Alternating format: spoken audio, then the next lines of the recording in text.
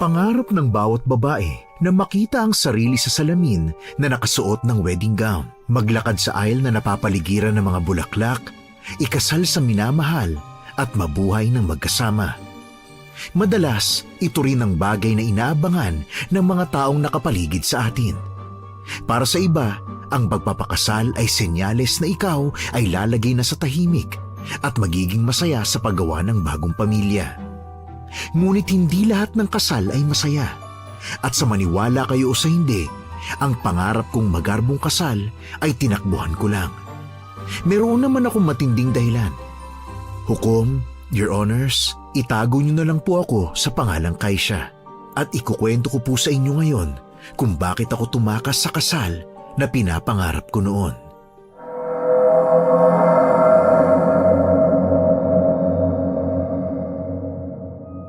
Uy, Kaisha, sigurado ka bang okay lang kay tita na dun muna ako sa inyo? Oo naman. Bakit naman hindi? Magbabakasyon lang naman tayo rito tapos uuwi rin sa Maynila. Alam ba ni tita ang nangyari sa akin? Hindi ko sinabi, no? Pero alam mo namang walang lihim ang hindi nabubunyag sa mga kamag-anak natin. Ay, parang nahihiya ako eh. Ano ka nakahiya mo? Nagbagong buhay ka na naman, di ba? Huwag kang matakot, Donnie. Akong bahala. Oh, yan na palang bahay namin. Teka, bakit ganito dito sa lugar ninyo? Parang konti lang ang kapitbahay. Akala mo konti lang yan. Pero kapag may chismis, magkukumpulan yan. Naku, sigurado ako. Teka, bakit para yatang may ibang tao sa bahay? Mama? Ma? Oh, Kaisha, nandito ka na pala. Mama, kasama ko po si Donnie. Ano po, tita? Bakit magkasama kayo? Baka naman tinuturuan mo na ang anak ko ng pagbibisyo, ha? Naman, nagbagong buhay na po si Donnie. Huwag po kayong ganyan. Naku, ang tao, hindi magbabago kaagad yan. Lalo pa kung may bisyo. Tita naman, akala mo hindi kita tunay na tita kung manghusga ka. Nagbabagong buhay na nga po ako, promise. Promise ka dyan. Ay, teka, oo nga pala. Nandito pala si Harvey. Si Harvey? Ano pong ginagawa niya rito? Aba, di mamamanhikan. Ha? Kanino po? Di sa'yo. Ha? Sa akin po? Hi Kaisha. Hukom, natulala na lang ako nang nakita ko si Harvey. Hindi naman ako mapanlait pero hindi ko gusto yung hilat siya ni Harvey. Basta may kung ano sa kanya na hindi ko talaga matiis eh. Kilala ko siya simula pagkabata. Malupit siya sa mga trabahador niya at malaki ang agwat ng edad namin. At bigla nagulat na lang ako sa bilis ng mga pangyayari. Ipinagkasundo na pala ako ni Mama para ikasal sa kanya nang hindi ko man lang nalalaman. Dahil sa mabait at masunurin akong anak, hindi ko kayang tumanggi sa gusto ng mama ko. Naging mabilis sa mga araw, hindi na nila ako pinabalik at pinag-resign na ako sa trabaho. Hanggang sa dumating ang kinatatakutan ko, ang makasal sa taong hindi ko pinangarap makasama habang buhay. Oh, Kaisha anak, bakit malungkot ka? Ayusin mo nga yung mukha mo. Dapat nakangiti ka. Special day mo ngayon. Ma, sorry po. Ayusin nga ninyo ang pagme-makeup sa anak ko. Pagandahin niyo siya. Ang tsaka-tsaka ng makeup sobrang simple. Dapat siya ang pinakamagandang bride na ikakasal ngayong taon. Kung hindi niyo yan ayusin ang pagme-makeup niyo, ay hindi namin kayo babayaran, ha? Ma, huwag niyo naman po silang pagalitan, no? Ay ginagalit nila ako eh. Ayusin niyo yan, ha? Espesyal ang araw na ito para sa anak ko. Kaya huwag niyong sirain. Ay, okay po madam. Kayo po masusunod, kamahalan. Sungit. Ma, tama na po. Nakakahiya na eh. Anak, ilang minuto na lang. Magiging Mrs. Harvey Alarcon ka na. Ay dako, ang saya-saya. Mag-honeymoon kayo sa ibang bansa. Ang balita ko sa Paris daw. Ay, big time. Tapos ako naman, magbabakasyon din kasama ng mga kapatid mo. Ay, nako, excited na talaga ako. Ay, kasama si Mama? Makiki-honeymoon. Ma, saan naman po kayo pupunta? Nag-book ng ticket para sa amin na mapapangasawa mo. Magboborakay kami. Susuotin ko talaga ang pinakamagandang swimsuit ko. 2-piece para maglaway ang mga kano sa kaseksihan at kagandahan ng mama mo. Woohoo! Ay, ang lakas ng loob ni Mother. Fierce, Ay, teka nga. Teka nga lang, Kaisha ha. Bakit ka ba malungkot dyan? Ma, kaya ko ba to? Kaya mo yan, anak. Naniniwala ako sa kakayahan mo. Tsaka, choosy ka pa ba? Ikaw na nga nagustuhan ng tao eh. Anak, ang edad mong 25 years old, dapat may asawa at anak na. Abay kung hindi, tatanda kang dalaga. Ma, parang hindi ko kaya eh. Ano? Anong hindi mo kaya? Kakayanin mo, Kaisha. Hoy! Makeup artist na pangbangkay ang makeup. Lumabas ka nga muna dito. Kakausapin ko lang itong anak ko. Ekse-eksena ka dyan eh. Malis ka nga. Alis ka nga muna dito. Opo, Madam. Kala mo naman laki ng bayad. Che. Oh, anak. Ano ka ba naman? Ma. Ay, nako. Tarantada ka pala talaga eh. Kaya naman pala humuhulas ang makeup mo. Panay pala lang iyak-iyak mo dyan. Ma, ayoko po kasing magpakasal sa kanya. Anong ayaw mo? Aray, ma. Ngayon ka pa aayaw kung kailan araw na ng kasal mo. Gusto mo ba talaga akong mapahiya? Kapag hindi ka tumigil dyan, sasampalin pa kita sa kabila para pumantay ang pula sa mukha mo. Ano ha? Hindi na po. Aayos na po ako, ma. Talagang umayos ka. Ay, anak. Isipin mo na lang ang mangyayari kapag tapos na ang kasal. Magkakaroon ka ng maraming pera. Pera na hindi mo kinikita sa pag-aalaga ng mga mababahong pasyente. Abay anak, lumalapit na ang grasya sa'yo. Huwag mong tanggihan yun. Saka isa pa, magka-college na ang kapatid mo. 3 silang nag-aaral pa. Ikaw na lang ang natitirang pag-asa namin. Huwag kang maging makasarili, ha? Ma, mag-a-abroad na lang po ako.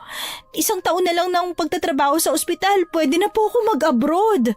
Tanga! Matagal pa ang 1 taon. Anong gagawin mo sa amin sa 1 taon? Ha? Gugutumin? Hindi ka ba talaga nag-iisip? Ay nako, kung bata pa ako kagaya mo, ako na lang sana dyan sa posisyon mo. Kaso, napaglipasan na ako ng panahon. Ma, masyado na pong matanda ang pakakasalan ko. Mas maganda nga yun eh. Para madaling mamatay, hindi ba? Bumukas ang pinto at pumasok ang pinsan kong lalaki. Nakasuot siya ng brown na barong Tagalog. Hukom, ako yung tipo ng anak na kahit kailan hindi sinuway ang utos ng magulang. Ganoon ko kamahal ang mama ko. Unang panganay ako sa 4 na magkakapatid. Oo, lahat kami puro panganay at magkakaiba ng tatay. Yung nanay ko kasi, maganda talaga nung kapanahunan niya. Pero likas na sa kanya ang mag-astang mayaman. Kung sa termino ngayon, matatawag natin siyang social climber. Laki siya sa hirap kaya ayaw niya ng ganoong buhay. Gamit ang ganda, pumatol siya sa mayayamang lalaki at nagpabuntis. Ngunit sa kasamaang palad, hindi siya pinanagutan. Tanging papa ko lang ang consistent na nagpapadala noon sa akin pero hindi niya ako makuha dahil may legal siyang pamilya. Ngayon, gusto akong ipakasal ni mama sa mayamang eredero sa probinsya namin. Isa akong nursing aide sa Maynila pero dahil sa pinsan kong si Donnie, umuwi ako ng probinsya kasama siya. At pag uwi ko, nagulat na lang ako nang i-anunsyo ni mama na ikakasal na ako. Oh, kamusta naman ang ating bride-to-be, ha? Oh, tita, Taisha, anong nangyari sa inyo? Ay nako, Donnie. Kausapin mo nga yung pinsan mo. Hindi nag-iisip eh. Bakit naman po, tita? Ay nako, ewan ko ba dyan? Baka naman naguguluhan lang ho. Kahit ako magdadalawang isip sa pakakasalan niya, itsura nun, no? Huwag ka nga ditong manigarilyo. Ano ka ba naman? Sorry po. Ba't teka? Naks naman ng tita ko, Ang ganda-ganda mo ngayon, Mas maganda ka pa sa bride, tita, ha? Ikot ka nga, tita. Ooh, naka-backless. Batita, baka masundan pa yung mga anak mo niyan, ha? Naku, wag mo nga ako inuuto. Teka, bakit yata amoy dahon ka na naman? Ay nako, gumagamit ka na naman ba ha? Si tita naman ng judgmental, oh. Hoy, hindi ako gumagamit. Nagbagong buhay na nga ako, no? Wala na yun sa bokabularyo ko po, no? Donnie, pwede ba? Patayin mo muna yung sigarilyo mo, please. Bawal sa akin ang usok eh. Ay, sorry. Yan, pinatay ko na nga. Nakalimutan kong hindi ka nga pala pwede makaamoy ng sigarilyo. Ah, tita, hinahanap ka nga pala ni Harvey Halimaw sa labas. Anong halimaw? Baka marinig ka nun. Mukha naman po talaga siyang halimaw eh. Anong gagawin ko? Sa ayaw at sa gusto mo, magiging parte na siya ng pamilya namin. Kaya igalang mo siya ha? Parte ng pamilya ninyo, pero hindi ng pamilya ko, no? Ay, oo nga pala. Wala ka nga palang pamilya. Tinakwil ka, di ba? Aroy, grabe naman si tita, oh. Diretsahan kong magsalita. Totoo naman eh. Teka muna. Bakit daw ako hinahanap? Kailangan ka na yata sa labas eh. Magsisimula na daw yung sakalan, kasalan. Ay nako, sige. Lalabas lang ako ha. Oy, Kasya, umayos ka ha? Opo, ma. Bye, tita. Konting layo kay Harvey, ha? Baka kayo magmukhang mag-ina.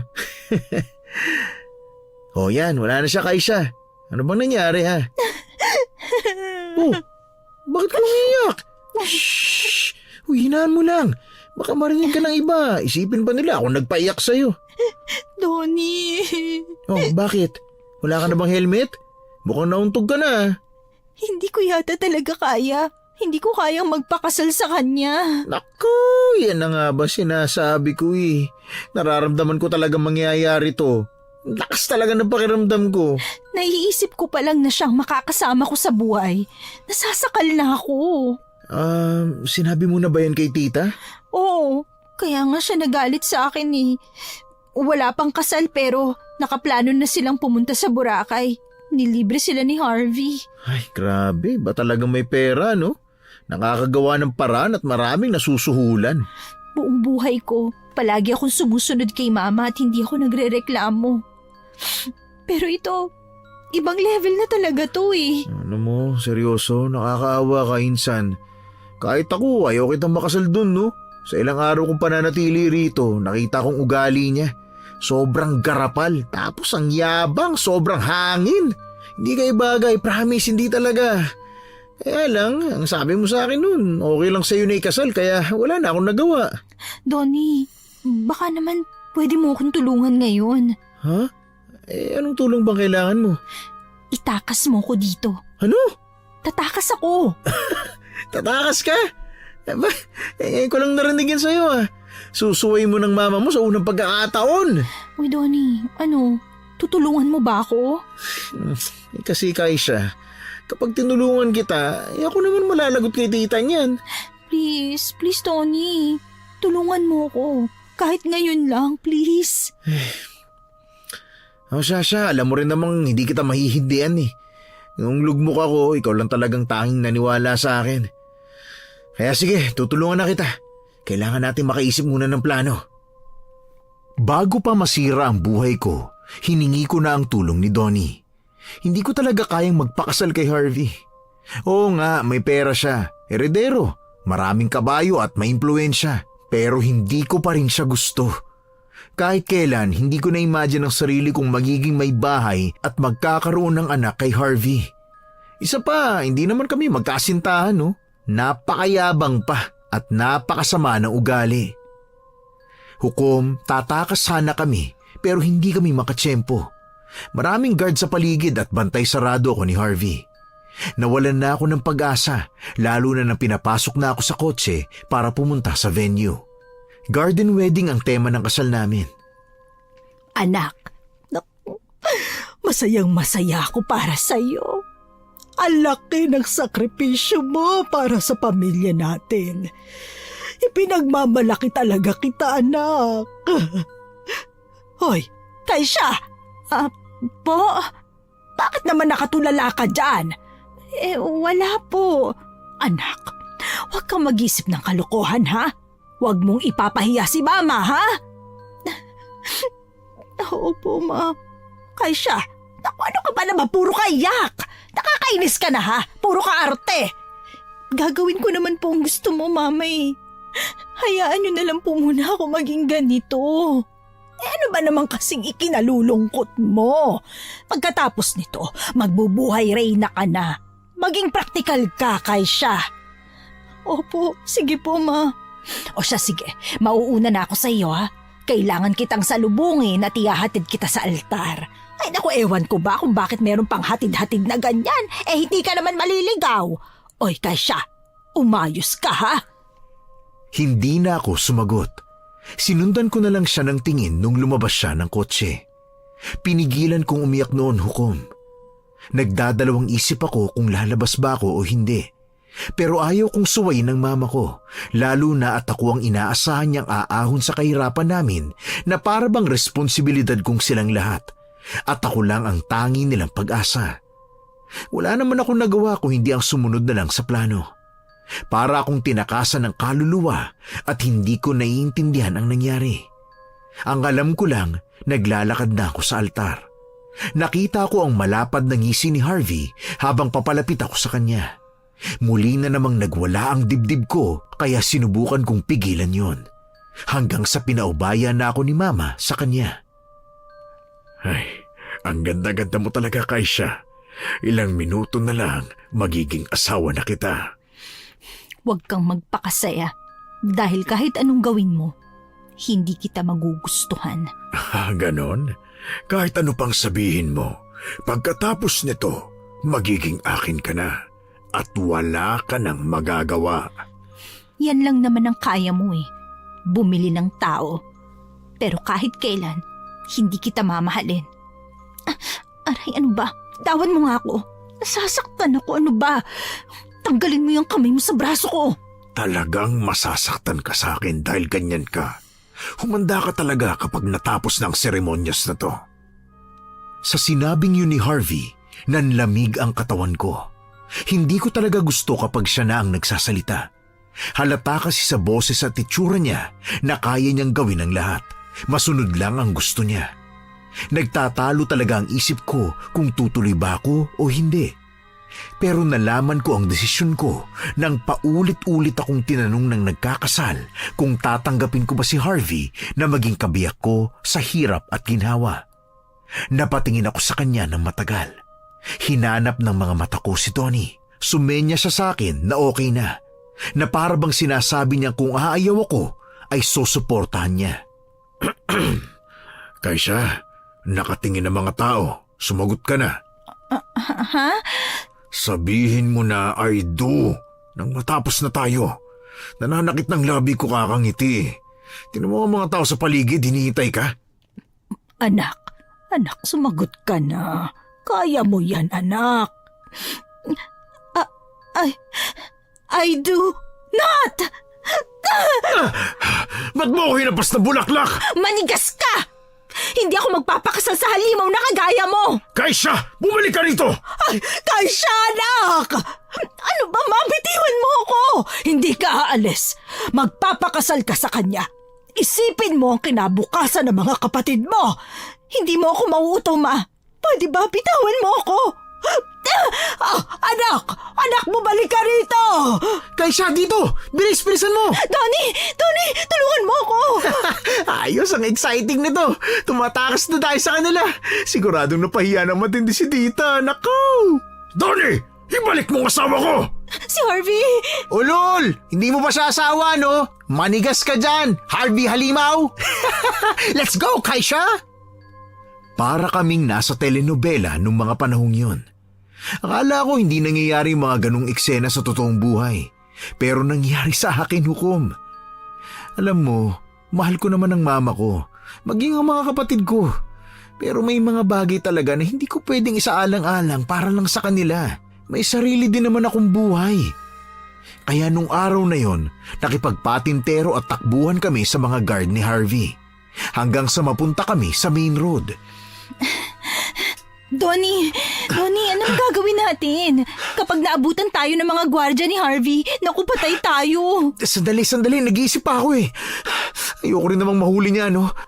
At nakita mo ba yung mga gwardya niya na may mahahabang baril? Sure ball, dead ball tayo pag nahuli tayo ng mga yun, no? Teka, naririnig ko sila. Papalapit na sila, Donnie. Donnie, umisip ka ng paraan. Rico, huwag mo naman ako sakalin. Tumakbo na lang muna tayo ulit. Itapon mo na yung belo mo, bilis. Oh, malapit na sila. Ayoko mahuli, Donnie. Papatayin nila tayo. Sandali May itim na kotse papalapit. Paparahin ko, sana pasakayin tayo. Tutulong ako sa'yo. Para! Sir, para! Huminto ka, pakiusap, tulungan mo kami! Tulong, please! Please, tulong! Ayan. Tumigil siya. Tulong, please, sir! Please, tulungan mo kami! Bakit? Anong problema? Naku, sir, may gustong pumatay sa amin eh. Tulungan mo naman kami, please. Sige na. Hoy! Kayong dalawa! Tumigil kayo! Naku, nandiyan na siya, Donnie! Nandiyan na si Harvey! Sir, pakiusap, tulungan mo naman kami. Pasakayin mo naman kami kahit saan mo kami baba. Makalayo lang kami rito. Please, tulungan mo kami. Maawa ka na.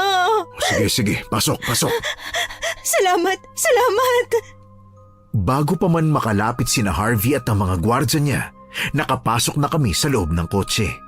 Nahiya pa ako nun sa driver dahil sa kamamadali, tumakip sa mukha niya ang laylayan ng wedding gown ko.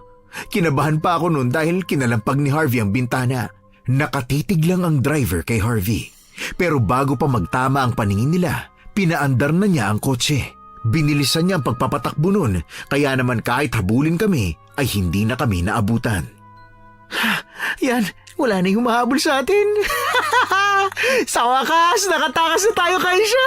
Oy, bossing, maraming salamat ha, tinulungan mo kami. Maraming salamat sa iyo, Saan ko ba kayo ibababa? Ang totoo, hindi rin namin alam eh. Gumawa kayo ng isang desisyon na walang plano? Mga tao nga naman. Kasi madalian lang ang lahat. Naiwan ko pa nga yung mga gamit ko sa bahay namin eh. Runaway bride ka pala. Pasensya ka na talaga. Dinamay ka namin sa problema ko. Ayos lang. Donnie, ano nang gagawin natin? Malay ko ba sa'yo? Kapag umuwi tayo ng Maynila, sigurado matutuntun nila tayo dun, no? Saan na tayo pupunta nito? Alam mo, may impluwensya si Harvey. Sigurado akong gagawin niya ang lahat para lang mahanap tayo. Ginagamit niya ang yaman niya para makapanlamang ng kapwa. Kaya kinamumuhiin ko talaga siya. Gusto niyo bang sumama sa akin? Ha? Liblib ang lugar kung saan ako nakatira. Pwede kayong tumira pansamantala. Hindi na. Maraming salamat sa alok ha. Masyado ka na naming inabala eh. Kalabisan na kung tutulungan mo pa. Aisha, pumayag ka na lang. Ano ka ba? Nakakahiya sa kanya. Libreng sakay na nga tayo, di ba? Nagbigay na nga siya ng tulong, tinatanggihan mo pa. Donnie, nakakahiya na kasi. Ngayon ka pa mahihiya. Kanina pa natin siya iniistorbo, no? Samantalin na natin yung pagkakataon habang hindi pa natin alam kung saan pupunta, di ba? Sige. Payag kami sa alok mo. Maraming salamat ha. Good. Ako nga pala si Kaisha. Ito naman ang pinsan kong si Donnie. Ikaw, anong pangalan mo? Kyle. Kyle. Ang tipid naman niya magsalita, insan. Parang may bayad na pera kapag dinamihan niya yung pagsasalita eh. Huwag kang maingay. Baka marinig ka. Tumingin ako nun sa rearview mirror para sana tingnan ang itsura ng driver. Sakto naman na nakatingin din siya kaya nagtama ang paningin namin. Maamo ang mukha niya. Maputi. Mukha namang mabait kaya pumayag na lang din ako sa alok niya. Hindi ko alam kung tama ba ang gagawin namin. Hindi namin siya kilala kaya may kaba sa dibdib ko. Nadagdagan pa yun nang nakarating kami sa lugar niya. Damang-dama ang awkward na katahimikan sa paligid. Malalago ang mga puno at hindi tumatagos ang haring araw sa paligid. Huminto ang kotse sa maganda at malaking mansyon. Mas malaki pa yun sa mansyon ni Harvey. Inaya niya kaming lumabas. Doon namin nakita ang naghihintay na matandang babae. Kumunot ang noo niya nang makita kami. Tapos ay tumingin siya sa lalaki. Insan, laki ng bahay niya oh. Mukhang mas mayaman pa siya kaysa kay Harvey, no? Oo nga, pero nakakatakot naman ang itsura. Tingnan mo, parang walang buhay. May kanyan talagang itsura ng bahay. Baka ancestral house nila yan, kaya ganyan. Sumunod kayo sa akin. Oo, sige, salamat. Sir Kyle, ang aga mo naman yatang umuwi. Sino yung mga kasama mo? Mukhang galing pa sa kasalan. Magandang araw po. Ako po si Kaisha. Ako naman po si Donnie. Tinulungan po kami ni Kyle. Totoo ba yan, Kyle? Bakit nagdala ka ng mga tao rito? Tao? Ano po bang madalas niyang dinadala? Halimaw? Donnie naman. Sorry, biro lang po. Ako nga pala si Chona, ang mayordoma sa mansyon. Maaari ko bang matanong kung anong ginagawa niyo rito? Mamaya mo na lang sila tanungin. Papasukin muna natin sila. Pasensya na. Halika, pumasok na muna tayo. Hukom, na-intimidate ako noon sa inasta ni Nanay Chona. Yung mga tingin niya, parang ayaw niyang nandoon kami. Gusto ko na nga sanang umalis, kaya lang wala namang kaming ibang mapupuntahan. Binigyan kami ni Nanay Chona ng mga pamalit para maging komportable ang aming mga suot at binigyan din kami ng kwarto. Magkatabi ang mga kwarto naming dalawa ni Donnie. Maganda ang bahay ni Kyle at halata mong mamahalin ang mga gamit na nasa loob. Matapos kong magbihis, pinatawag na kami para kumain. Napangangan na lang ako nang makita ang haba ng lamesa. Parang sakto yata sa 14 na katao ang tansya ko. Nandoon na sina Nanay Chona, Kyle at maging si Donnie. Tahimik lang kung kumain si Kyle. Samantalang si Donnie, lahat ng sinusubo, pinupuri muna bago kainin. Iha, nandyan ka na pala. Kumain ka na kasama nila. Bakit po ang daming pagkain? May okasyon po ba? Normal na pagkain lang yan dito, Iha. Maupo ka na. Kasha! Dito ka sa tabi ko! Dali! Tara! Ikaw po, Aling Chona, hindi ka po ba sasabay sa amin? Mamaya na ako. Tawagin niyo na lang akong Nay Chona. Sumabay ka na, Nay Chona.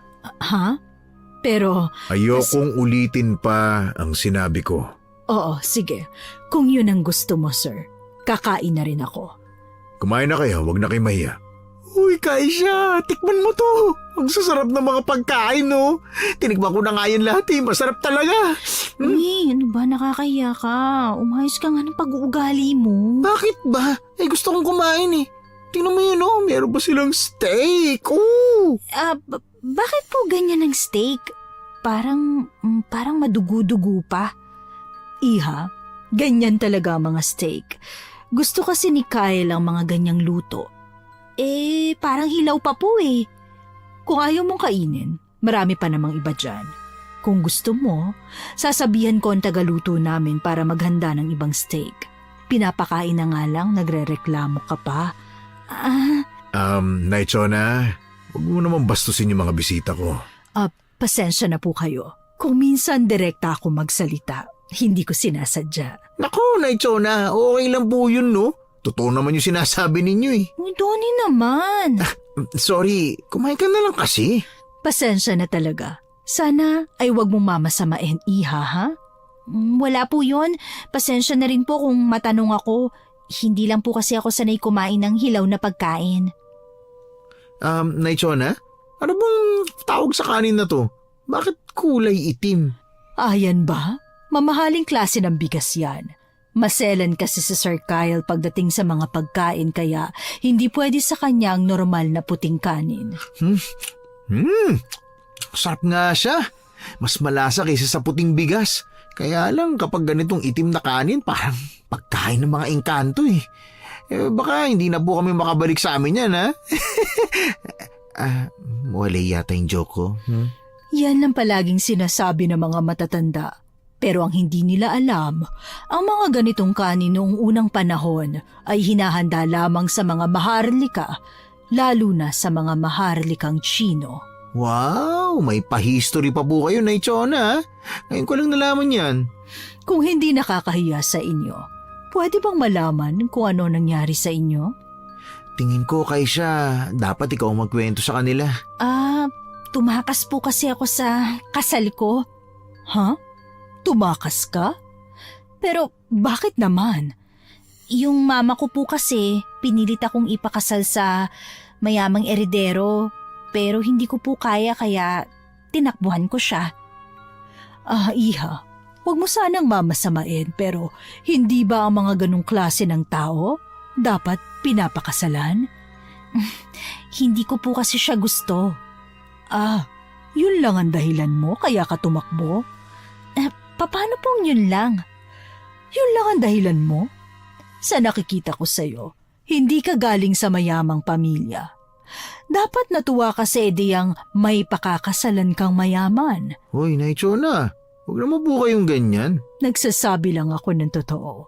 Sa panahon ngayon, importante ang pera. Dapat hindi mo na iniisip pa kung mahal mo ang tao. Ang mahalaga, may pera ka. Yan nga po ang dahilan kung bakit ko siya tinakbuhan. Dahil hindi ko po masikmura ang ganyang pag-iisip. Oo, at kailangan natin ng pera lalo na sa panahon ngayon. Pero hindi ba mas kailangan natin ng kalayaan at malayang pagpapasya? Aanhin ko ang pera kung hindi ko naman siya mahal. Hindi ako mayayakap ng maraming pera sa gabi at bali-baliktarin man natin ang mundo kahit pasabihing asawa ko siya, hindi ko naman pera ang pera niya. You're so overdramatic. Ano? Tapos na akong kumain. Naichona, ikaw nang bahala sa mga bisita natin, ha? Kahit ilang araw sila magstay, walang problema. Basta sabihin mo lang sa kanila ang rules ko sa mansyon. Magpapahinga lang ako. Sige iho, magpahinga ka na. Sandali lang po. Bakit sinabi mong overdramatic ako? Anong ibig mo sabihin doon? Hoy, Kaisha, huwag ka nang makipagtalo. Kumain ka na lang dyan. Bakit? Hindi ba? Hindi ako ganon. Sinasabi ko lang ang dahilan ko. Pwede ba? Huwag mong bilugin ang ulo ko. Pare-parehas lang ang pag-iisip ng mga babae, lalo na pagdating sa kayamanan. Hindi mo ako maloloko. Teka, ano sabi mo? Kyle, bumalik ka rito! Kaya siya, iha. Kumain ka na lang. Pabayaan mo na siya. Bakit ganun ang ugali nun? Masyadong mayabang. Para rin pala siyang si Harvey. Ano ka ba, Kaisha? Huwag ka nga magsimula ng away. Alalahanin mo siyang dahilan kung bakit tayo nakatakas sa kamay ni Harvey at sa nanay mo. Kaya huwag mo siyang awayin, pwede ba? Teka. Ano ka mo? Harvey? Opo, Naichona. Yun yung pangalan ng groom na sana papakasalan ni Kaisha. Bakit po? Kilala mo yon? Wala naman. May naalala lang ako. Siguro kapangalan niya lang. Pagpasensyahan niyo na ang alaga ko, maging ang pagtrato ko sa inyo, ha? Sa totoo lang, hindi kami sanay na meron kaming bisita. Tahimik lang na tao si Kyle at tipid lang siyang magsalita pero mabait naman yan. Mukha nga po. Meron palang rule si Kyle sa pananatili niyo rito. Una ay pagsapit ng gabi, dapat nasa loob na kayo ng kwarto. Walang lalabas. Kung may kailangan kayo, mayroong telepono sa mga guest room kung nasan kayo. I-dial nyo lang ang numerong 0 at may sasagot na para tulungan kayo. Pangalawa, may mga kwartong bawal buksan sa mansyon. Bawal magpagala-gala.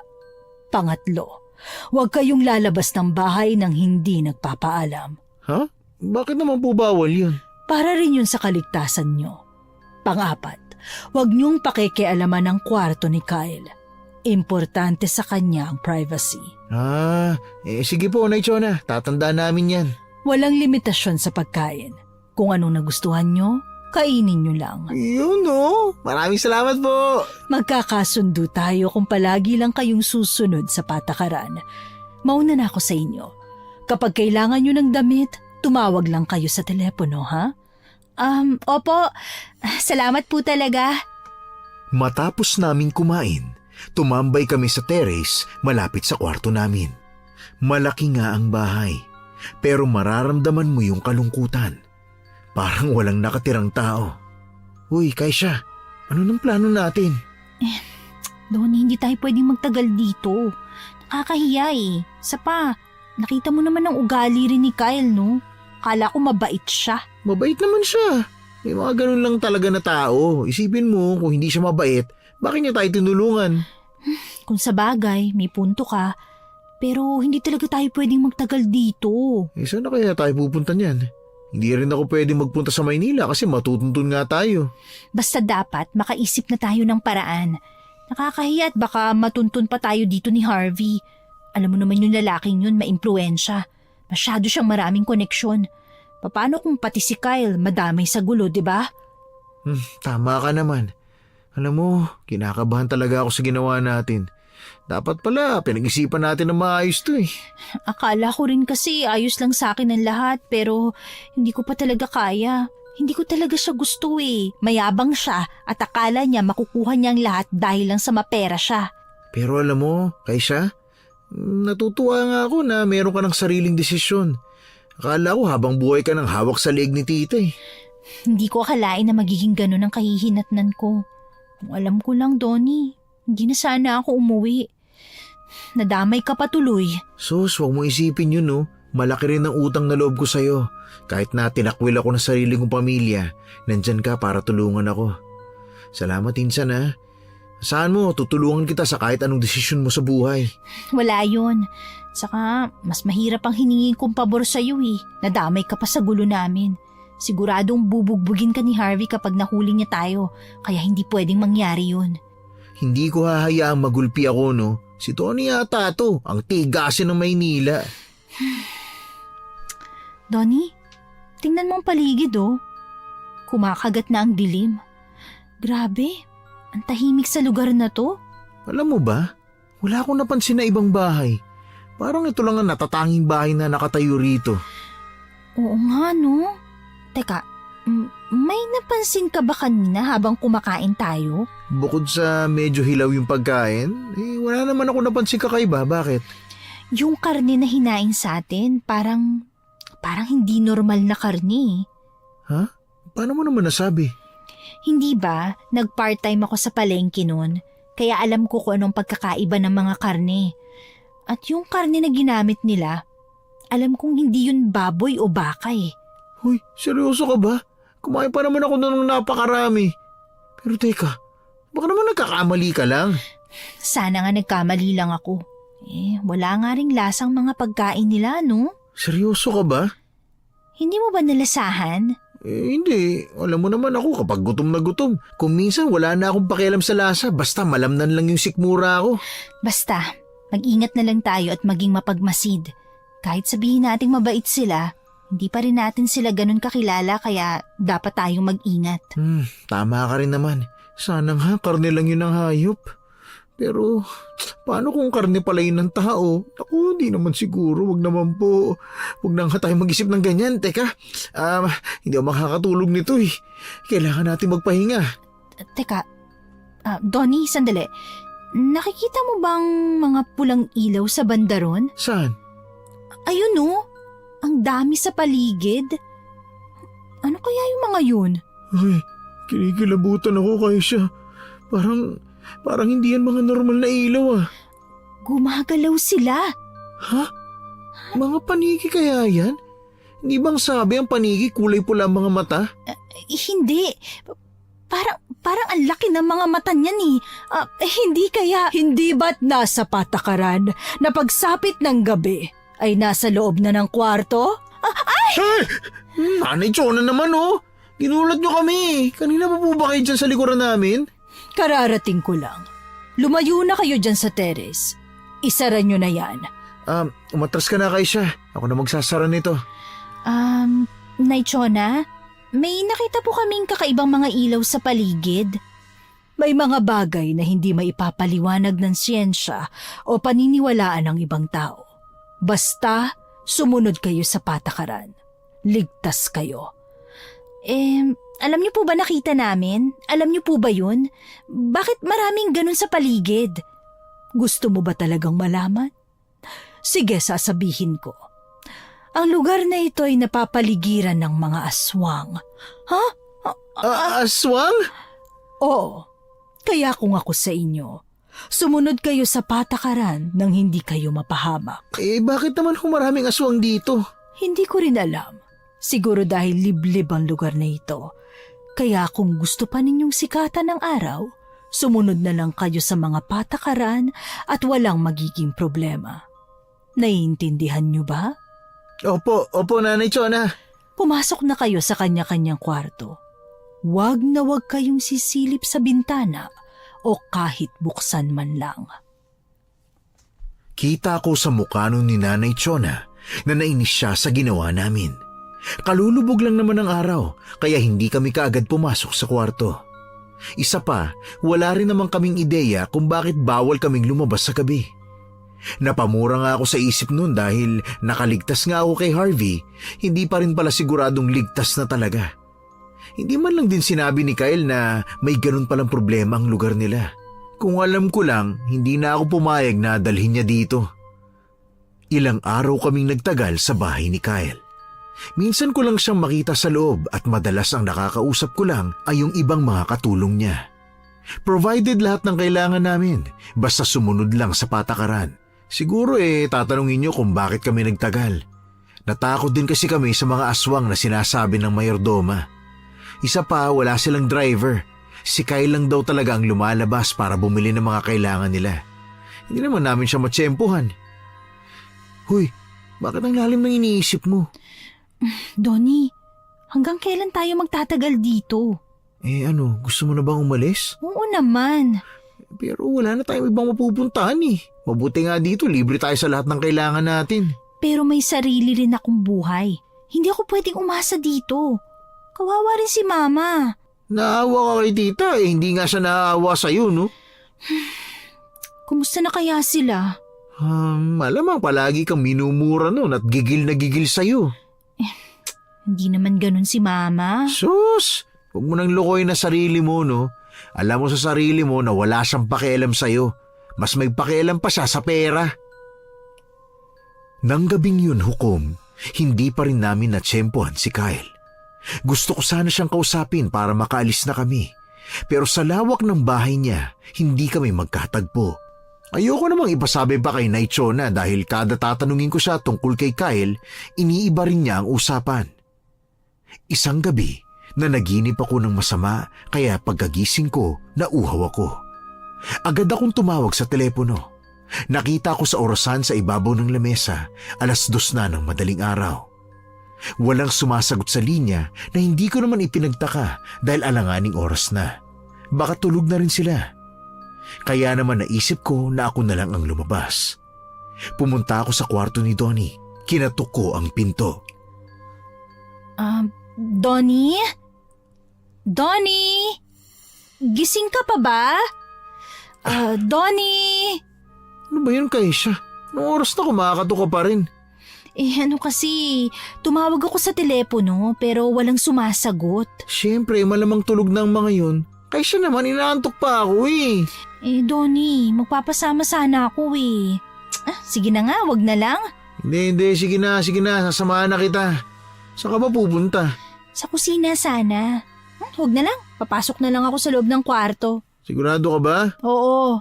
Ay sige, matutulog na ulit ako. Good night. Pasensya na sa istorbo ha. Matulog ka na. Oo. Ay, nahiya na ako magpasama sa kanya. Ako na lang ang bababang mag-isa. Hindi ko kayang walang tubig. Nauuhaw ako. Teka, sandali. Kunin ko kaya muna yung flashlight sa loob ng kwarto para hindi na ako magbubukas ng ilaw. Hindi ko kasi kabisado dito eh. Kapag kasi binabangungot ako, kailangang uminom ako ng tubig. Napagdesisyonan kong ako na lang mag-isa ang pupunta. Nang makuha ko ng flashlight, bumaba na ako. Muntik pa akong maligaw sa lawak ng daan. Nang makarating ako ay dumiretso ako sa ref at kumuha ng tubig. Plano kong dalhin ang pitsyel nang makarinig ako ng ungol at impit na iyak. Sinundan ko yon kaya lang nanginginig ako nang makita na may mga patak ng dugo sa sahig. Nanginginig na sinundan ko yon hanggang sa makarating ako sa ilalim ng lababo. May nakatakip na kurtina kaya unti-unti ko yung binuksan. Hindi ko magawang sumigaw nang makita ang isang babaeng nakabaluktot. May takip na tela ang kanyang bibig, duguan ng kanyang katawan at lubog ang kaliwang bahagi ng ulo na parang hinampas ng maso. Sumigaw ako pero may biglang tumakip sa bibig ko. Shh! Shh! Huwag kang maingay, Insan. Baka mahuli tayo. Donnie! Shh! Sabi ko na nga ba bumaba ka rin eh. Mabuti na lang sinundan kita. Donnie, may babae sa ilalim ng lababo. Babae? Bakit naman magkakaroon ng babae dyan? Hindi ko alam. Basta nakita ko may mga patak ng dugo sa sahig. Sinundan ko. Huminto yun dito sa may lababo kaya hinawi ko yung kurtina. Bakit magkakaroon ng babae dito? Sadali nga lang. Hoy! Tumilit ka nga, Insan. Bakit ganun? Saan yun nagpunta? Walang babae dito sa lababo, no? Pero nakita ko talaga, Donnie. Ay nako, sa tingin ko namamalikmata ka lang. Di ka na nga, pumasok na tayo sa kwarto. Kapag nakita na naman tayo dito ni Naichona, sermon na naman ang aabutin natin dun. Donnie, totoo nakita ko. Maniwala ka. Duguan siyang babae. May takip na panyo ang bibig niya tapos yung ulo niya. Kalahati ang lubog. Ay, alam mo, talo mo pa tumira ng pinagbabawal na gamot. Totoo nga kasi ang nakita ko. Nakita mo man, walang tao sa ilalim ng lababo. Pumasok na nga tayo sa kwarto. Delikado tayo rito eh. Saan na nagpunta yung babae? Huwag mo na nga isipin yan. Bumalik kami sa loob ng kwarto. Laking pasasalamat na lang namin na walang nagising ng gabing yon. Magdamag akong gising kakaisip sa nakita ko.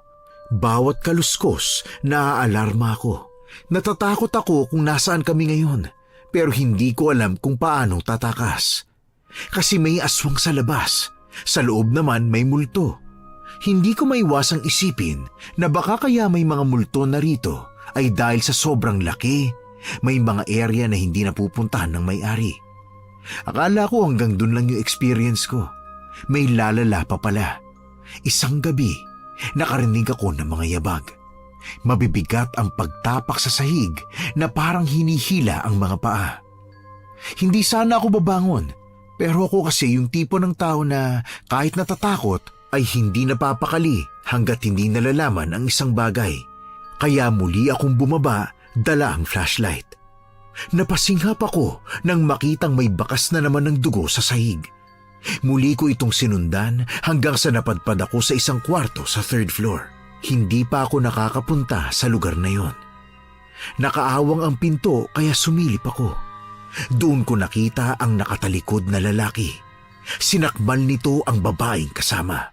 Dinig na dinig ko ang impit na ungol ng babae at ang tunog ng pagsipsip ng lalaki hanggang sa lumagutok ang leeg. Nabitawan ko ang flashlight. Ano yung nakita ko? Bakit nasa labas ka? Kyle! Shh! Kaisha, anong ginagawa mo rito at sumisilip ka pa sa kwarto ko? Nakalimutan mo na ba yung mga patakaran? Hindi ko alam ang gagawin nang lumapit ang kamay niya sa leeg ko. Ibinalyan niya ako sa dingding kaya umarko ang likod ko sa sakit. Pinilit kong tinanggal ang kamay niya pero masyado siyang malakas. Nagulat ako nang makita ang mapupulan niyang mga mata, matutulis na pangil at maputing balat. Nakababa ang kanyang buhok na halos natakpan ang kaliwang mata. Ang kanyang tenga ay tumulis ang dulo. Inilapit niya ang bibig sa aking tenga. Doon ko nalaman na ang lalaking nakita ko ay siya. Nung una, hindi ko alam kung bakit nakakakita ako ng mga ganon. Pero sa huli ay nalaman ko rin na nakikita ko ang mga alaala o ang mga nangyayari sa mansyon. Kyle! Kaisha, bakit ba palagi kang sumusuway sa utos? Kapag sinabing patakaran, dapat sinusunod. Kyle! Bitawan mo ako. Bakit kita bibitawan? Kyle! Ano bang mahirap sa patakaran at hindi ka marunong sumunod? Ha? Gusto mo bang paluin ko pa ng maso yung ulo mo? Kyle, wag maawa ka, please. Awa? Wala ako nun. Matitigas lang talaga ang ulo niyo mga babae. Hindi talaga kayo sumusunod.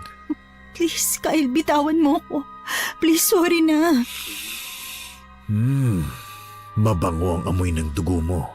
Hindi katulad sa mga nakilala ko. Sabihin mo nga sa akin, Meron ka bang hindi sinasabi sa akin tungkol sa pagkatao mo? Bitawan mo ko, pwede ba? Kaya ka siguro gustong makuha ni Harvey ay dahil sa mabangong amoy ng dugo mo.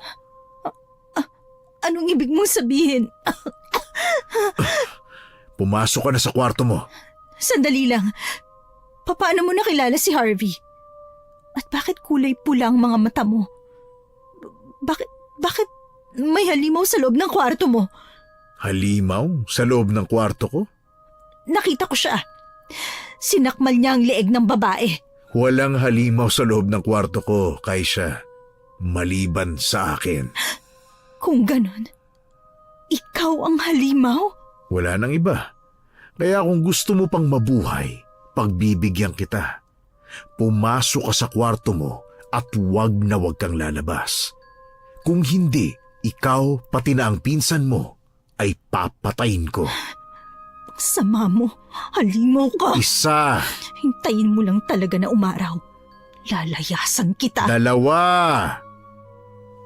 Hindi ko na hinintay pang bumilang siya hanggang 3. Nakita ko sa mga mata niya ang kawalan ng emosyon. Para bang kaya niyang pumatay kung gugustuhin niya. Pumasok ako noon nang nanginginig. Niyakap ko ang sarili at sumuksok sa gilid ng kama.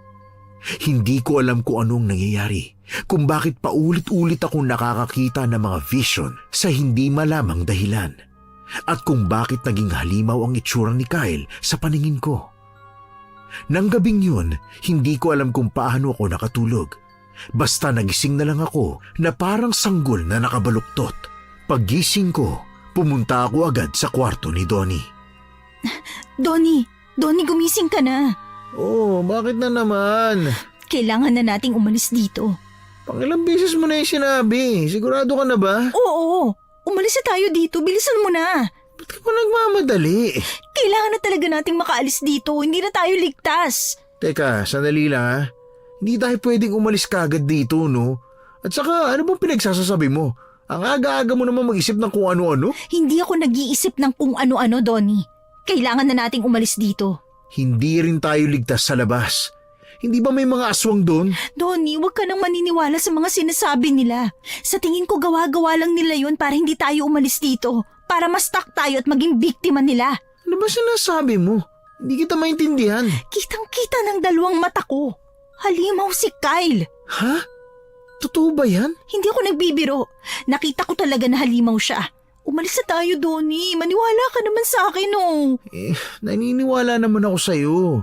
Pero saan naman tayo pupunta? Mahirap umalis nang walang plano. Kahit saan, basta wag lang dito. Hindi natin masisiguro ang kaligtasan natin dito. Isa pa, nakausap ko si Kyle kagabi. Kilala niya si Harvey. Ha? Paano nangyari yun? Hindi ko rin alam eh. Paano kung isumbong niya tayo kay Harvey? Pwede niyang gawin yun. Pero kung totoo yung sinasabi mo, matagal na sana niyang ginawa. Hindi naman siguro tayo aabot ng ganito katagal kung balak niya tayong isumbong. Baka humahanap lang siya ng pagkakataon. O baka may masama siyang plano. Baka pwede ring kidnap for ransom. Kidnap for ransom? Parang mas mayaman pa nga si Kyle kaysa kay Harvey. Huwag na nating pagtalunan yan. Basta kailangan nating makaalis dito. Ay nako Kaisha. Kung hindi lang talaga kita pinsan nako. Sandali nga lang. Bago tayo umalis, dapat meron tayong panlaban. Maghanap ka nga ng mga bagay na pwede mong ipandepensa at bag na pwede nating magamit. Oo, sige. Magkita tayo sa garden. Siguraduhin mong walang makakapansin o makakahalata sa kilos mo ha. Oo, sige. Kita tayo mamaya. Agad akong pumasok sa kwarto at naghalughog ng mga bagay na pwede naming magamit. Sa isang closet, nakakita ako ng mga damit at isang bag. Kinuha ko ang bag at naghanap ng pwedeng magamit. Wala akong ibang nakita kundi ang isang mahabang screwdriver. Hindi ko rin alam kung bakit may ganun sa loob ng kwarto. Naiwan ko pa ang flashlight kagabi. Sabay kami ni Donnie na lumabas at tumakbo papalayo sa mansyon. Alam mo bang daan dito, Insan? Hindi ko rin alam eh. Basta ang mahalaga makaalis tayo. Saan na lang hindi tayo mapahamak sa ginagawa natin. Ako kinakabahan ako eh. Donnie, pasensya ka na kung dinamay kita ha. Hindi, ayos lang, ano ka ba? Kaysa naman, iwan mo ako. Sandali lang ha. Huminto lang tayo, saglit lang. Oh, ano yung ginagawa mo? Kumukuha ako ng mga bato. Ilalagay ko to sa bulsa ko. Bato? Bakit? Anong gagawin mo dyan? Nakakita ako ng tirador sa kwarto. Yun lang yung pandepensa na nadala ko eh. Nakakapagtaka mansyon na yun, no? Sipin mo walang kutsilyo, bawang, o asin sa kusina. Hindi ba nakakapagtaka talaga? Ang sabi ni Chona, may mga aswang sa paligid. Pero bakit wala sila mga pangontra sa loob ng bahay? Iwan ko ah. Pero hindi kaya aswang din sila? Teka, ano yun? Bakit? May naririnig akong kaluskos. Ano yun? Parang aswang yun ah. Oo nga, may aswang yata sa paligid natin. Ibig sabihin, totoo ngang may aswang dito. Ha! Kaisha! Umilag ka! Napaligiran kami sa paligid. Pero ang nakapagtataka, mga tao lang naman ang itsura nila. Hindi kagaya ng mga aswang na nilalarawan sa akin ng mama ko. Karaniwang tao lang sila na may mahahaba at matutulis na pangil. Mapupulang mga mata at matutulis din ang mga kuko. Agad kong naalala si Kyle. Ganon din ang itsura niya nang makita ko kagabi. Doon ko lang napagtanto na aswang nga din siya. Sinugod kami ng mga aswang kaya nilabas ko ang mahabang screwdriver na nakuha ko kanina sa mansyon. Natatakot man pero nagawa kong lumaban at tumakas. Tinakbuhan namin sila samantalang si Donnie, tinirador sila isa-isa at pagkatapos ay tumakbo na rin. Kainis, anong gagawin natin? Hindi sila natitinag oh. Ano magagawa natin? Wala naman tayong panlaban sa mga aswang. Dito na yata tayo mamamatay, insan. Uy, huwag ka magsabi ng ganyan. Kakaiba yung mga aswang na yun oh. Mas gwapo pa nga kaysa sa akin eh. Parang nababakla na tuloy ako. Ay, pambihira ka. Tumigil ka nga. Papatayin ka na ng mga aswang. Yan pa rin ang iniisip mo. Kailangan nating makalayo para humingi na ng tulong. Walang bahay sa paligid eh. Walang mga tao. Puro aswang lang. Paano tayo hihingi ng tulong? Pasensya ka na talaga. Ako ang dahilan kung bakit tayo nandito eh. Napatakbo tuloy tayo sa gubat. Hiya mo na. Ha? Tingnan mo. May kalsada ron no? Doon tayo pumunta. Baka sakaling may kotseng dumaan. Makahingi tayo ng tulong. Nagpatuloy kami sa pagtakbo. May dumamba sa akin kaya napahiga ako. Gumulong ako para makalayo. Pero hindi niya ako binitawan. Sinubukan itong sundukin ni Donnie kaya lang pinagtulungan din siya ng dalawang aswang. Kinuha ko ang screwdriver saka pinagsasaksak ang aswang na nasa ibabaw ko. Bago niya ako mabitawan, nagawa pa niyang kalmutin ako kaya hinarang ko ang mga braso para hindi mapuruhan ang aking muka. Napasigaw ako ng malakas nang makitang nagdudugo ang likod ng braso ko. Nagkaroon din ako ng kaunting sugat sa pisngi. Napaiyak ako nang amoy-amoyin ako ng aswang na parabang hayok na hayok siya sa dugo ko. Napilitan kong itarak ang screwdriver sa leeg ng aswang para makabangon. Donnie! Tulungan mo ako, Aisha! Oo, sandali lang. Kaya mo to, Kaisha. Huwag kang matakot. Ah! Layuan mong pinsan ko! Hindi natin sila kaya. Tumakbo ka na lang. Iwan mo na ako. Hindi kita iiwan. Magkasama tayong aalis dito. Hinagis ng aswang ang screwdriver ko. Hinarap ako ng isang aswang. Sinubukan niya akong sampalin pero nakailag ako. Yun nga lang ay nahagip niya ang hawak kong screwdriver at tumilapon yun sa kung saan. Kahit ako ang nagbibigay ng lakas sa aming magpinsan na huwag sumuko, nakaramdam na rin ako ng kawalan ng pag-asa. Ano pang laban namin sa mga aswang na mas malalakas kaysa sa amin? Meron na rin naman kami mga sugat kaya hindi ko alam kung mabubuhay pa kami. Kakagatin na sana ako ng aswang kaya pumikit na lang ako nang may humila sa kanya. Sa sobrang kuryosidad ko, iminulat ko ang mga mata at nakita ko si Kyle na nakikipaglaban sa mga aswang. Napaupo ako sa lupa at umiyak. Hindi ko na malayan noon na nilapitan na pala ako ni Chona. Kaisha, tumayo ka na dyan. Sumama ka sa akin. Chona, bakit po kayo nandito? Kaisha, tinulungan tayo ni Kyle at ni Nanay Chona. Ang titigas talaga ng ulo ng mga henerasyon ngayon. Hindi ba't nasa rules natin na huwag kayong lalabas ng walang pahintulot? Sinasabi ko na nga ba, hindi kayo susunod. Pasensya na po kayo, Nay Chona. Hindi kami sasama sa inyo. Uy, ano ba? Tinutulungan na nga nila tayo eh. Dahil aswang din si Kyle. Hindi ba, Chona? Tama ako? Aray, bakit niyo po ako sinampal? Dahil matigas ang ulo mo. Ikaw na nga ang tinulungan, ganyan ka pa. Mabait ang alaga ko kahit aswang siya. Kung ako lang hindi na kita susundan dito pero nagpumilit siya kaya sumama na lang din ako. Tapos ganyan pala ang tingin mo sa alaga ko. Ang mga kagaya mo ang dahilan kung bakit lubog ang bansang ito. Ang lalim naman nun, Nay Chona. Pagpasensya mo na po kung sumuwi kami, ha? Tatayo ka ba dyan o hihintayin mong mapatay ka ng ibang aswang? Ano? Tumayo ka na kasi, Kaisha. Aminin na natin, hindi natin sila kaya. Mas mabuting humingi tayo ng tulong. Pasensya na po, Nay Chona. Matagal pa ba kayo dyan? Kailangan na nating umalis. Tumayo ka na, Kaisha. May sugat ka pa, kailangan natin niyang gamutin. Nandun ang kotse ni Kyle sa may kalsada. Bilisan na natin. Donnie, sama mo sila. Inalalayan ako ni Nay Chona para makarating sa kotse. Binuksan niya ang back door at doon kami pumesto, samantalang si Donnie ang magmamaneho. Napatapik ako sa kanya, inistart na niya ang makina habang hinihintay si Kyle na makapasok. Hindi ko rin alam kung anong nasa isip ni Donnie at doon sa pumesto. Hindi naman siya marunong mag-drive. Uy, Donnie! Bakit nandyan ka sa driver's seat? Kailangan na natin makaalis dito. Nakikipaglaban pa si Kyle. Marunong ka bang mag-drive, iho? Naglaro po ako ng video games dati. Ano? Sa tingin ko naman kaya ko naman po mag-drive, no? Sa tingin mo? Mamamatay tayo sa ginagawa mo, Donnie. Iba ang laro sa totoong buhay. Kaisha, walang mawawala kung susubukan ko. Buhay natin ang mawawala kung gagawin mo yan. Ay, Diyos ko, iligtas mo kami sa kamay ng batang ito. Grabe ka naman, Nay Chona. Sakit na na. Papalapit na si Kyle. Lumipat ka na ng pwesto, Donnie, dali. Oo, sige. Ay, ano yun? Bakit tayo umatras?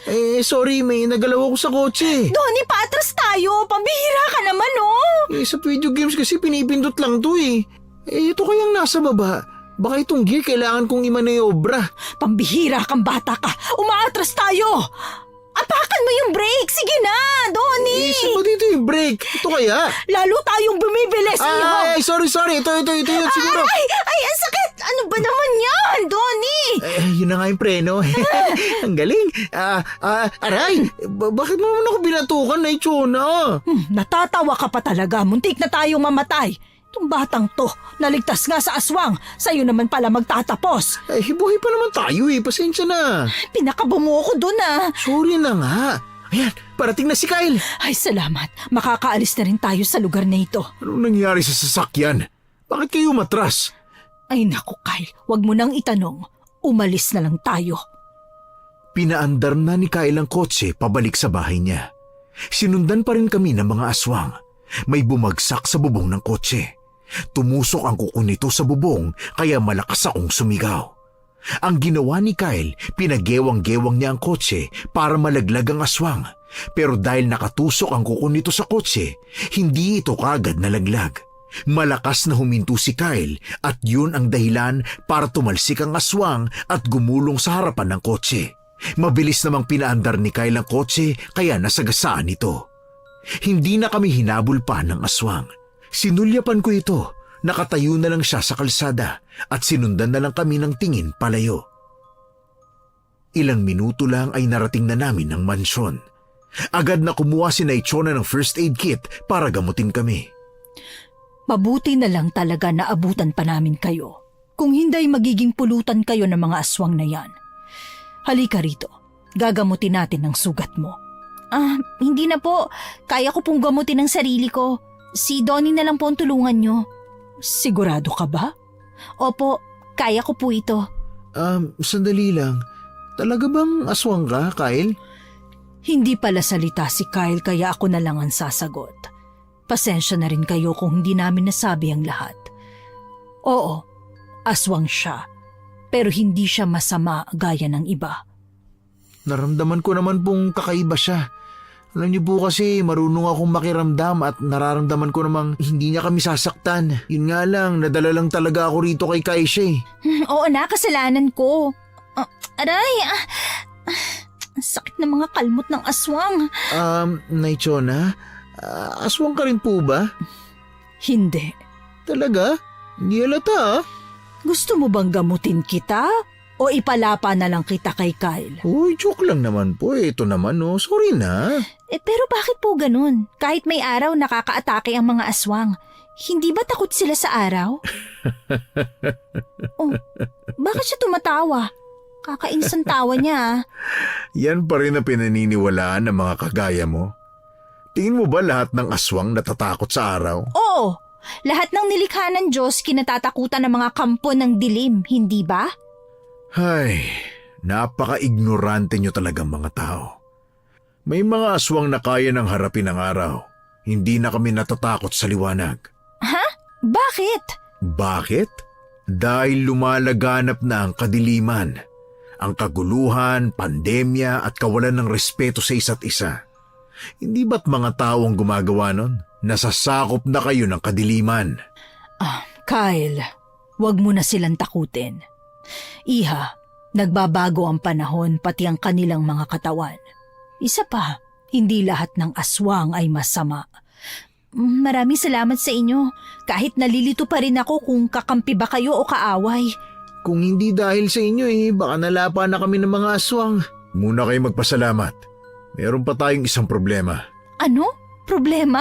Sigurado akong malapit na tayong matuntun ni Harvey. Umamin ka nga sa akin, Kyle. Bakit mo kilala si Harvey? Sa tingin mo ba coincidence lang ang dahilan kaya kita nakilala? Anong ibig mong sabihin? Kayo ang magsisilbing bihag ko para mapatay siya. Ano? Bihag? Hindi ako agad nakapag-react nung mga oras na yon. Bigla na lang may malakas na pumalo sa ulo ko. Nahilo ako at natumba sa sahig. Nakita ko na lang na kinakaladkad nila ang pinsan ko palayo sa akin. Nang magising ako, nakatali na ako sa upuan. Sinulyapan ko ang paligid. Malawak at kulob ang kwarto. May mga kandila sa paligid. Nakaupo ako sa gitna at nang silipin ko ang paa kong nakatali, nakita ko rin ang mga kakaibang hugis sa paligid ko. Hindi na ito iba sa akin. Nakita ko na to sa bangungot ko nung nakaraan. Nakatali raw ako sa gitna at may papasok na aswang pero hindi ko nakita ang muka. Ngayon, alam ko na si Kyle yun. Nakangisi siya, kumuha siya ng upuan, pinwesto sa harapan ko at kalmado siyang umupo. Kyle, ano ba tong ginagawa mo? Nasaan si Donnie? Dinispatcha ko na siya. Ano? Walang iya ka. Uy, maraming salamat sa compliment ha. Bakit mo to ginagawa? Anong kasalanan ko sa'yo? Wala. Ano?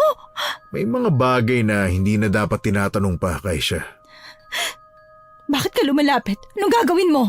Alam mo, sa dami kong biktima, ikaw pala siguro ang kakaiba. Lumayo ka sa akin. Lumayo ka! Tinanggal ko lang yung dugo sa pisngi mo. Kaya pala gusto kang kunin ni Harvey. Matamis at mabango ang dugo mo. Kasabwat ka ni Harvey? Sinasabi ko na nga ba? Bakit pa ako nagpauto sa kagaya mo? Dahil desperado kang mabuhay. Ganun lang kasimple. At saka para lang sa kaalaman mo, hindi ako kakampi ni Harvey. Kung hindi kanya kakampi, ano kanya? Sabihin mo na! Alam mo, naging interesado ako sa buhay mo. Ako kasi yung tipo ng aswang na nambibiktima ng mga babaeng social climber. Social? Ano? Kaya ako napadpad sa lugar na yon ay dahil gusto kong pumatay ng mga babaeng gahaman sa pera. Galit kasi ako sa mga ganong tao eh. Pero ikaw, tinakasan mo ang pagkakataong maging mayaman. Kaya na-curious ako. Ang babaw ng dahilan mong pumatay. Kung sa bagay, mukha ka rin namang mababaw na aswang. Ang mga kagaya mong kinaiinisan ko. Sinasamantalan yung kahinaan ng mga babae. Wala kang pinagkaiba kay Harvey. Huwag mo kaming ikumpara. Hindi kami magkatulad ni Harvey. Oo, parehas kaming dangga. Pero hindi kami parehas ng prinsipyo sa buhay. May nalalaman ka pang prinsipyo. Ang tagal naman ng Prince Charming mo. Nainip na ako ha. Manigas ka. Walang darating. Diyan ka nagkakamali. Ang mga aswang na nakasagupa natin sa gubat, mga tapat na alagad ni Harvey yun. Kaya lang naman hindi natuntun kaagad ay dahil sa proteksyon ng mansyon. Akala ko ba hindi siya pala salita? Bakit ang daldal niya ngayon? Kakainis. Sa oras na maglaban kami, matatalo ko na siya. Ano naman ang kinalaman ko sa inyo? Bakit? Wala ka bang ideya kung bakit kanya gustong kunin? Gusto niya akong mapangasawa. Yun lang ang alam ko. Dahil kakaiba ang dugo mo kumpara sa iba. Yun ang dahilan kung bakit gusto niyang makuha ka. Ha? Paano kung naiba? Ano ba talaga nangyayari? Kyle! Sir Kyle! Pasok ka, Naichona. Nandyan na sila. Ako na ang magbabantay kay Kaisha. Mabuti naman. Teka, saan ka pupunta? Huwag mo akong iwan. Hindi mo pa ako sinasagot, Kyle. Mas makabubuti sa'yo na hindi na lang mag-ingay, Kaisha. Chona, bakit mo to ginagawa para sa kanya? Pamilya na ang turing ko sa kanya, Iha. Niligtas niya ang buhay ko. Kaya ayos lang sa'yo na pumatay na lang siya? Darating ang araw na maiintindihan mo rin ako. Kahit kailan hindi ko maiintindihan kung hindi mo ipapaliwanag. Saka nasa ng pinsan ko? Nasa maayos siyang kalagayan. Hindi ako naniniwala. Makinig ka sa akin, Kaisha. Hindi masama ang alaga ko. May mga bagay lang na kailangan niyang gawin. Isa pa, si Harvey ang dahilan kung bakit siya naging masama. Hinawahan siya ng pagiging aswang ni Harvey at pinatay nito ang kanyang kasintahan. Sa tingin ko, ito ang naiisip niyang paraan para makapaghiganti. Po? Hindi na ako nasagot ni Naichona dahil nakarinig kami ng mga putok ng baril at dagundong sa itaas. Doon ko lang nalaman na nasa basement pala kami. Kaya naman pala madilim dito. Nakita kong may patalim na inilabas si Naichona. Akala ko papatayin niya ako kaya sumigaw ako ng sumigaw. Pero ginamit niya yun para tanggalin ang pagkakatali ko. Nagtatanong ang mga mata kong sumulyap sa kanya pero sinabihan niya lang ako na tumakbo na. Itinuro niya kung nasaan si Donnie. Hindi ko pa naintindihan noon kung bakit niya yung ginawa. Pero nang palabas na ako at aalis na sana, saka naman pumasok si Harvey. Hinagis niya papasok si Kyle. Kasama niya si Mama. Agad akong kinuha ni Naichona at nagtago kami sa cabinet bago pa tuluyan kaming makita. Ang cabinet na yon ay hindi madaling mahalata dahil sa kaparehas lang nito ang disenyo ng pader. Pinagmasdan lang namin sila sa maliliit na siwang. Wala ka pa rin kwenta, Kyle. Mahina ka pa rin gaya ng dati. Nasaan ang anak ko? Walang hiya ka! Ba, tumatawa ka pa talaga, ha? Kulang pa ba mga pasa at sugat mo, ha? Dadagdagan ko pa yan kung gusto mo. Nasaan ang anak ko? Sabihin mo na! Shh! Huwag kang maingay. Pakinggan mo lamang sila. May nakita ka bang ibang tao? Wala, hindi ba? Nasaan ang anak ko? Buwisit ka! Harvey, kailangan nating mahanap ang anak ko! Nandito lang siya. Nararamdaman ko. Pinatay ko na siya. Ano? Hindi mo ba naaamoy yung dugo niya sa katawan ko? Walang iya ka! Ibalik mo ang anak ko! Kailangan ko siya! Siya ang aahon sa pamilya namin! Nakakatuwa ang mga magulang na kagaya mo.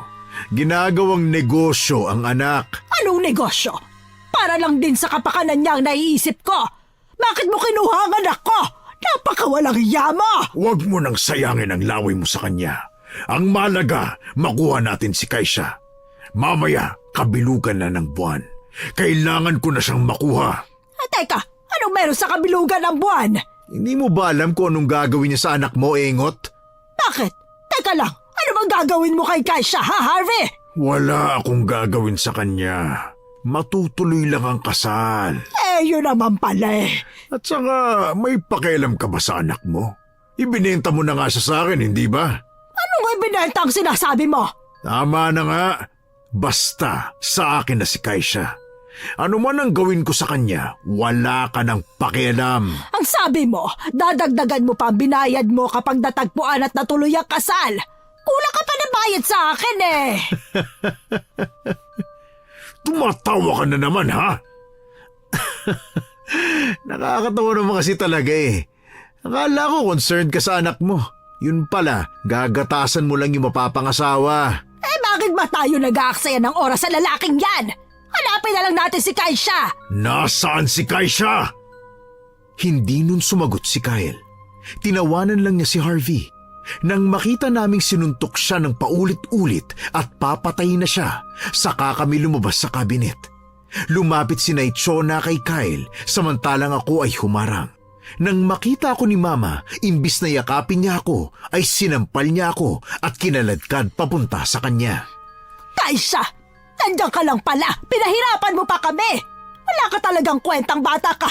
Nasisiyahan ka bang nahihirapan kami para lang sa'yo, ha? Tama na po, Mama! Tignan mo ang gulong ginawa mo! Dahil sa katigasan ng ulo mo!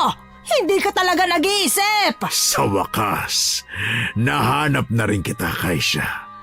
Saan ka ba nagsususuot at pinahirapan mo pa ako? Ha? Tawan mo ko! Hindi ako sasama sa'yo! Kaisha! Ang layo ng nilakbay namin para lang mapuntahan ka! Ma, ayoko magpakasal sa kanya. Hindi ko kaya.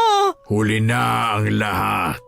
Iuwi kita at pakakasal tayong dalawa. Mama, ayoko talaga magpakasal. Maawa ka naman sa akin.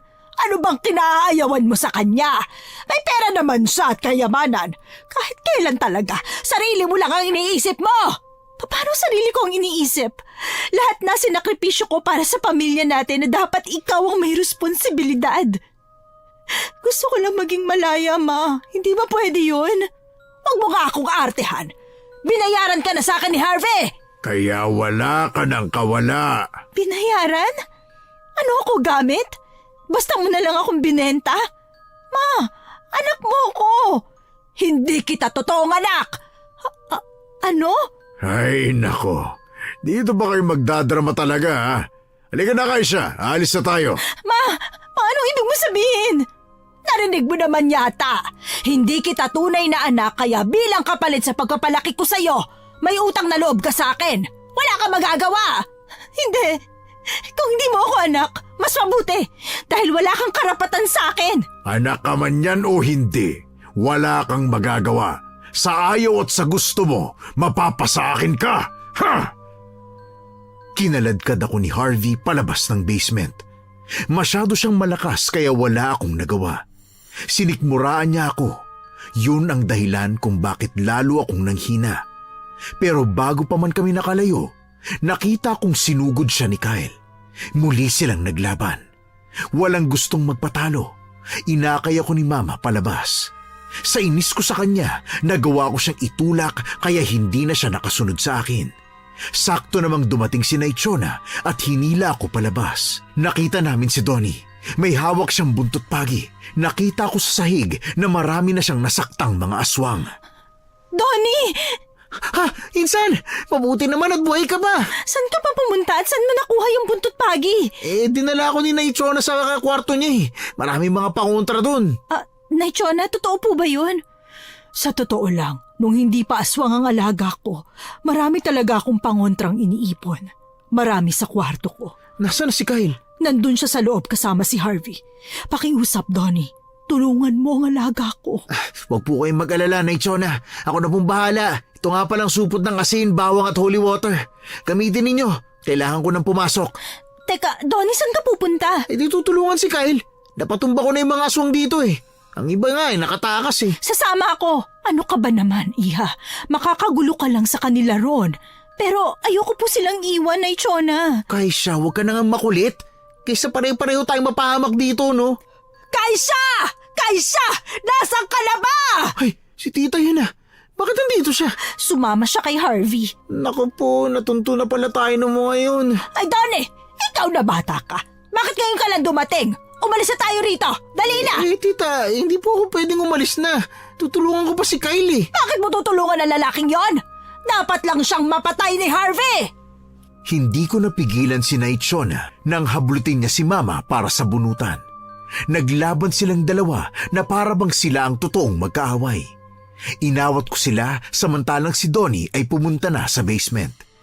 Nag-alangan ako kung kanino ako sasama, pero sa huli ay iniwan ko sina Mama. Mas mahalaga sa akin ang kaligtasan ni Kyle. Hindi ko maintindihan pero kahit na pagsusungit lang ang ginawa niya sa akin, ay naawa ako sa kanya. Nakita namin ni Donnie na nakahandusin na naman siya sa sahig. Lumapit ako sa kanya para itayo siya. Akala ko malakas si Kyle pero nagmukha lang siyang punching bag kay Harvey. Hinataw ni Donnie si Harvey ng buntot pagi. Pero maliksi itong sumugod kay Donnie at sinikmurahan siya. Donnie! Huwag mo ko intindihin. Umalis na kayo ni Kyle dito. Sa tingin nyo, hahayaan ko kayong makaalis, ha? Walang iya ka, Harvey. Wala kang kasing sama. Talaga? Hindi ko naman tinatanggi yan eh. Ano bang kailangan mo? Bakit ako pang napili mo? Dahil may lahi ka ng sinaunang babaylan. Ang iyong ama ay anak ng dating babaylan. Kapag nasipsip ko ang dugo mo, siguradong magiging mas malakas ako. Ano? Ibig sabihin, ano ba meron sa dugo ko? Basta, siguradong mas lalakas ako kapag nasipsip ko na yan. Kung ganun, napapalakas ka pala ng dugong ito. Alam mo, wala pa sa plano ko dapat ang sabihin sa ito eh. Kaya lang pinipilit mo ako. Plano kong magkaanak muna sa'yo bago ko sipsipin ang dugo at patayin ka. Mabuti na lang at mukhang pera yung nanay mo. Kaunting halaga lang eh, nadala na siya. Si Mama, alam ba niyang plano mo? Oo naman. At pumayag siya? Siyempre. Sinabi naman niya sa'yo na hindi ka niya tunay na anak, di ba? Mawalang iya kayo! Lumapit ka nga rito, Kaisha. Kung ayaw mong tuluyan kung patayin sina Donnie at Kyle sa harapan mo. Bakit ka ba galit kay Kyle? Hindi naman ako galit sa kanya. Siya ang galit sa akin. Tama ba ako, Kyle? Tumahimik ka! Oo, tignan mo. Galit na galit siya. Rawr! Kyle naman, niligtas na nga kita sa pagiging mahinang tao eh. Kahit pala naging aswang ka, mahina ka pa rin.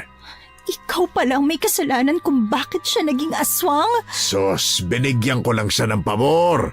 Mamamatay na siya noon eh. Ang hiling ng nobya niya, tulungan ko siya kapalit ng pagsama niya sa akin. Ngayon ko lang sasabihin sa ito, Kyle ha. Hindi ka iniwan ng nobya mo para sa kayamanan. Iniwan ka niya dahil may kasunduan kaming ililigtas ka kapalit ng kalayaan niya. Ang sama mo, Harvey! Huwag na huwag mong mababanggit yan. Hindi kita mapapatawad. Nilinlang mo siya at pinatay. Tama lang talaga ang desisyon kong hindi ka pakasalan. Masama ang ugali mo, Harvey. Oo na! Narinig ko na yan eh, paulit-ulit na lang. Salamat sa papuri ha. Kaya ngayon, Kaisha, kung ayaw mong mamatay sa kamay ko ang lampang Kyle na yan, lumapit ka na rito at umuwi na tayo. Tingin ba ninyo kasangkapan lang ako na pwedeng ibigay? Tao ako. May sarili dapat akong pagpapasya para sa sarili ko. Ako ang magdidesisyon sa sarili kong buhay! Ah! Sinabuyan ko ng asin si Harvey. Walang humpay ko yung ginawa hanggang sa mapaatras siya. Binuhay ko ang kalmot sa akin ng aswang sa pamamagitan din ng pagkalmot sa sarili ko. At nang dumugo yun ay pinasipsip ko yun kay Kyle. Naisip ko lang na kung gagana kay Harvey ay baka gumana rin kay Kyle. Napansin ko na lang na tila nabuhayan si Kyle at muli siyang sumugod. Sinundan naman siya ni Donnie. Muli silang naglaban. Dumating si Naichona at pinaghahagisan niya ng bawang si Harvey. Pinagtulungan namin siya hanggang siya ay nanghina. Hindi pa nakontento noon si Kyle. Dinukot niya ang dibdib ni Harvey saka inilabas ang puso nito. Nagulat ako sa nakita pero may kung ano sa loob ko na natuwa sa nangyari. Lalo na nang humandusay na sa sahig si Harvey at tuluyang naging abo. Napatingin kaming lahat kay Mama na huli nang dumating.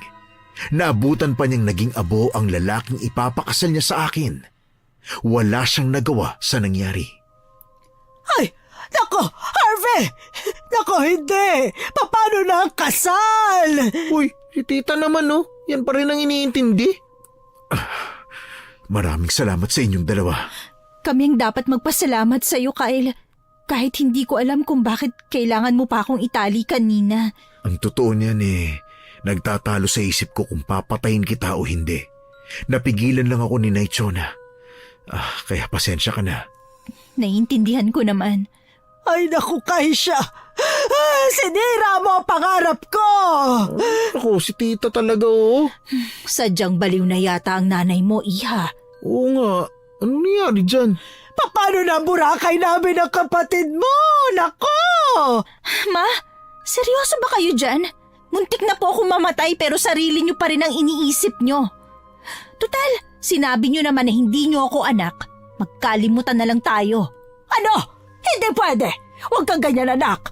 Alam kong mabait ka. Hindi mo kami iiwan, di ba? Nagawa ko na, Ma. Kaya kaya kong ituloy pa. Bastos kang bata ka! Huwag niyong sasaktan si Kaisha. Ay, huwag ka mangialam dito! Kung pera lang ang iniisip mo, ako nang bahala. Babayaran kita. Kapalit ng kalayaan ni Kaisha. Kyle? Sabihin mo lang kung magkano at ibibigay ko. Kahit magkano? Oo, pero ipangako mo lang na hindi mo na siya pakikialaman sa buhay niya. Hukom, nalaman ko na hindi pala ako tunay na anak ni Mama. Kaya naman pala sinusustentahan ako ng aking papa nung bata pa ako, ay anak niya ako sa ibang babae at pinaalaga niya kay Mama dahil namatay na raw ang tunay kong ina. Kaya naman pala ayos lang sa kanya na ipamigay ako sa ibang tao. Simula nung araw na yon, nakipagkasundo siya kay Kyle at nangakong hindi na kami guguluhin. Dahil sa kabaitan ni Kyle, pinatira pa rin niya kami sa mansyon hanggang sa makahanap ako ng trabaho sa Maynila. Naiwan si Donnie sa mansyon. Kinuha siya ni Kyle bilang trabahador. Mag-isa na lang akong bumalik sa Maynila. Nagkasundo rin kami ni Kyle na babayaran ko unti-unti ang binigay niya kay Mama. Pumayag naman siya. Isang araw, matapos ang duty ko, may nagsabi sa akin na may naghahanap daw sa akin na lalaki. Nagmadali akong lumabas para tingnan kung sino. Nakita ko si Kyle na nag-aabang sa gate, nakasandal sa kotse at may dalang bulaklak. Kyle? Ikaw ba yan? Oo. Anong meron? Bakit andito ka? Flowers. Ha? Flowers. May nagalok na bata sa akin eh. Binibenta niya. Nahiya naman akong tumanggi. Ito sa'yo na lang. Kung ayaw mo, tatapon ko na lang to. Hindi. Sayang naman. Akin na lang. Thank you. Sige, pasok ka na. Umuwi na tayo. Ha? Hindi ba may pangako ka kay Donnie na uuwi ka sa mansyon para magbakasyon? Oo nga, pero bukas pa ako uuwi. Bakit hindi na lang ngayon? Pagod pa ako at saka mag-iempake pa ako ng gamit. Okay, sige. Ihatid na lang kita sa apartment mo. Kyle, bakit mo ba ito ginagawa? Hindi ba obvious? Obvious ang alin. Alam mong mahina ako sa ganito eh. Isang beses ko lang itong tatanungin ha, kaya makinig ka. Ano ba kasi yun? Kaisha, pwede ba kitang ligawan? Ha? Hindi ko na uulitin. Sumagot ka na lang, oo o hindi. Kapag hindi, tatanggapin ko naman eh. Teka, ang bilis naman yata. Baka naman pwedeng maghinay-hinay lang tayo. Hindi ko naman sinabing sumagot ka na. Hintayin ko na lang. May kalayaan kang mamili. Ang lalim naman ng salitang may kalayaan. Bakit mo ba ako nagustuhan, Kyle? Baka dahil lang sa dugo ko. Wala akong masamang intensyon sa'yo. Ang totoo, hindi ko rin alam kung bakit nagustuhan kita. Dapat ba mayroong dahilan? Pwede namang wala. Sige na, alis na tayo. Pumasok ka na. Ang dami ko nang nasabi. Kapag sa'yo talaga, nawawala ako sa karakter ko eh. Maraming salamat, Kyle. Hinintay ni Kyle ang desisyon ko.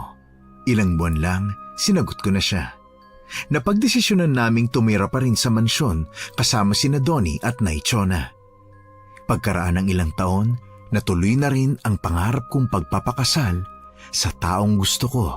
Hindi nga lang church wedding pero okay na. Akala ko talaga hindi ko na makikita ang kaligayahan. Mabuti na lang dumating si Kyle sa buhay ko.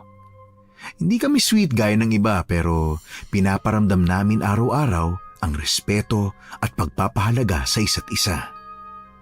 Wala na akong balita kay Mama at sa mga kapatid ko. Hanggang ngayon kasi, naaalala ko ang ginawa niya. Pero napatawad ko naman na siya. Kahit ganun siya, mahal ko pa rin sila. Hindi pa nga lang ako handa sa pagkikita namin. Hukom, Your Honors, umaasa po ako na sana ay mabasa ninyo ang aking kwento. Hanggang dito na lang po. God bless you and more power.